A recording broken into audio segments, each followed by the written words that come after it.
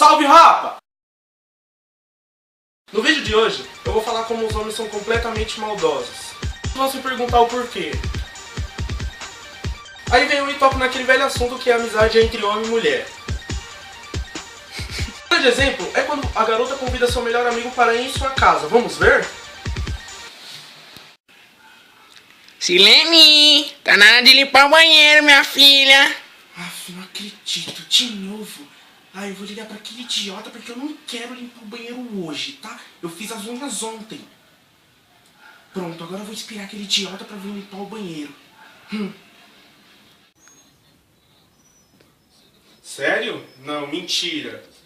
Logo agora? Ai, meu Deus. Eu vou, velho. Eu vou. Partiu. Mãe, tô indo na casa da Silene, hein? Mais tarde eu tô de volta. Deixa o celular. Caralho, é hoje. Não, leva mais, porque o bagulho vai ser muito louco. O bagulho vai ser muito louco, velho. É isso, galera. Isso foi uma demonstração de como o pensamento dos homens são tão maldosos que chega a ponto disso, que eu acabei de mostrar.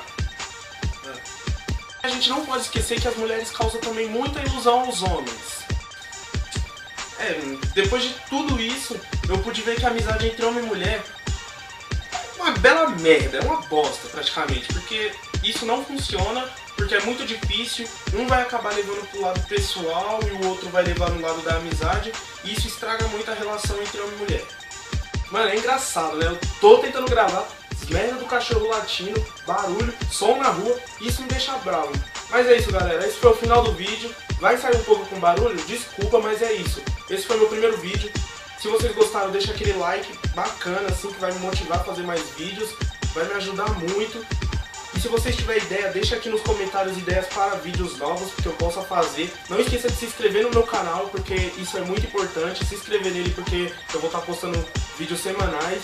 E no meu Facebook, eu vou também estar sugerindo não, né?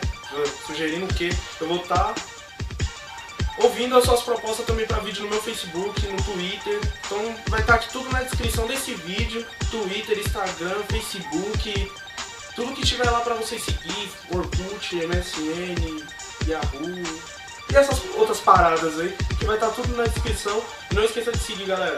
Forte abraço, falou e fui!